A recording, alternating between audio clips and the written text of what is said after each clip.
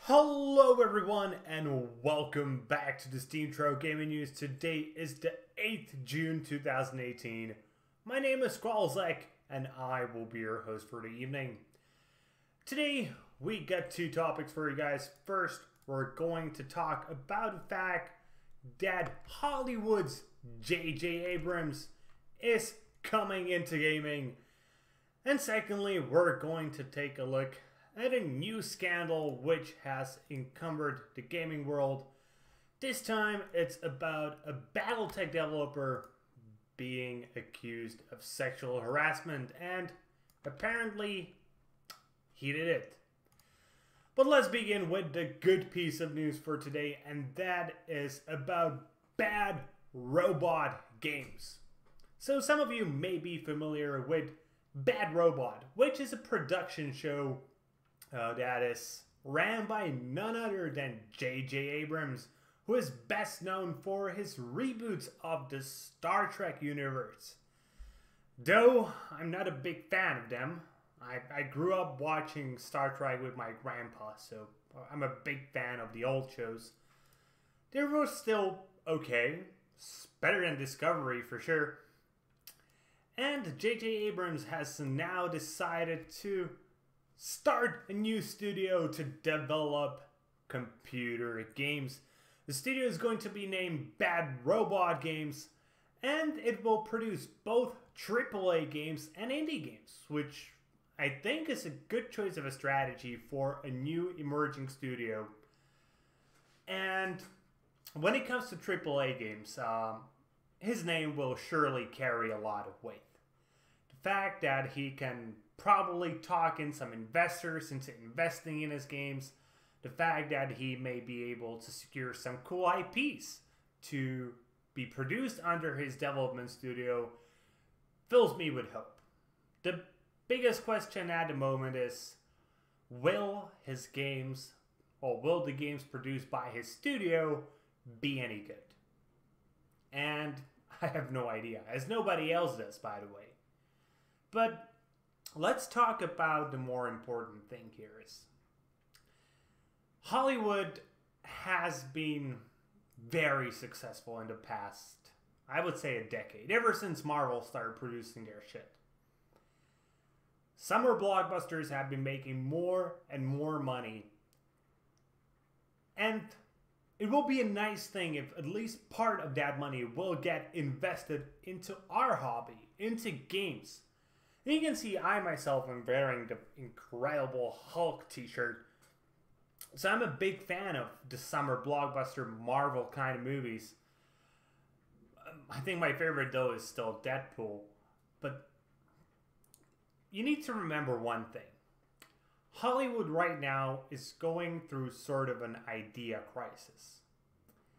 And cooperation between the gaming industry and the movie industry is something I have been advocating for a few months now, because I truly believe that once comic book movies start to die out, and that will inevitably happen, people will get tired of them. People's tastes change.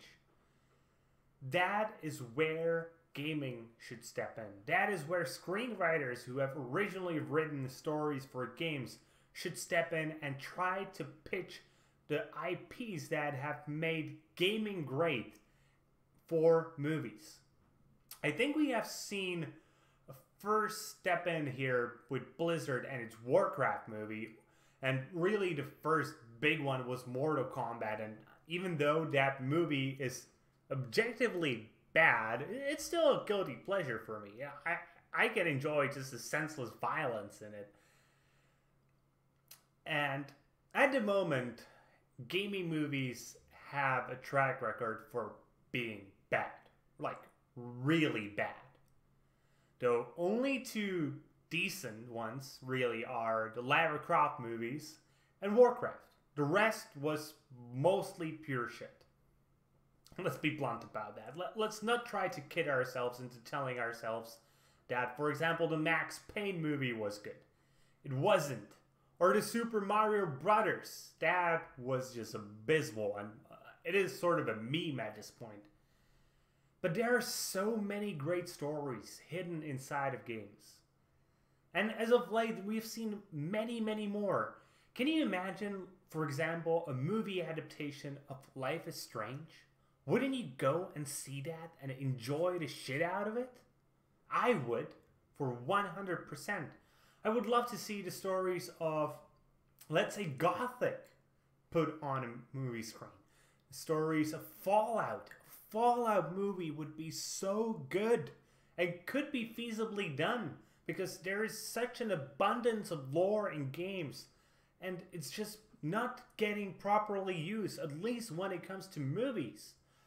People try to advocate for gaming movies, but advocate for them in a way that they are good, which means they will have to be made differently than how we might expect them.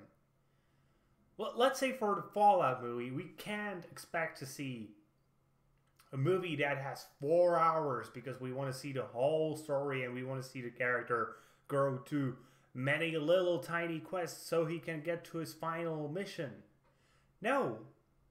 We need to focus on one singular storyline.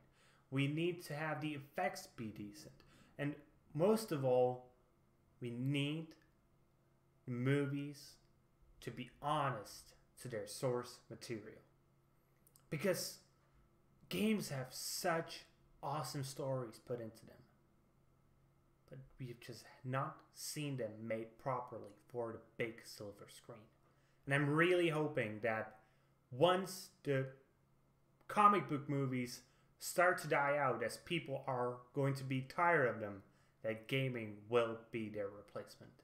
And I want everybody, every single one of you, to internalize that, to understand that this is our chance to put gaming on the movie radar as well. To make it a thing, even for people who don't enjoy playing games, they only enjoy watching stories passively. We can introduce them to our favorite stories through this. And then suddenly, some of them will want to experience them in games as well. It will only grow, not only the gaming industry, but the movie industry. And all the industries that come with that, like toy making industry.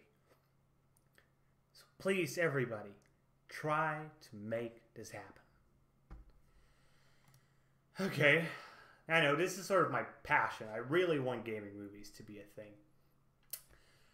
Our second piece of news for today is much less positive. It's probably as negative as it can be. It's about Tyler Carpenter, who is one of the developers of Battletech. He also worked on other big titles as Shadowrun or Shadow of Mordor. He resigned following multiple accusations of sexual harassment. And he admitted that they were all true. So let me start by this. I don't condone anybody doing any sexual harassment. Sexual harassment is bad. We all know it. All the decent people don't do it. Sadly, there are people who aren't that decent. It seems that Tyler Carpenter was one of them. He left the studio himself, even though the studio would have obviously fired him very rapidly.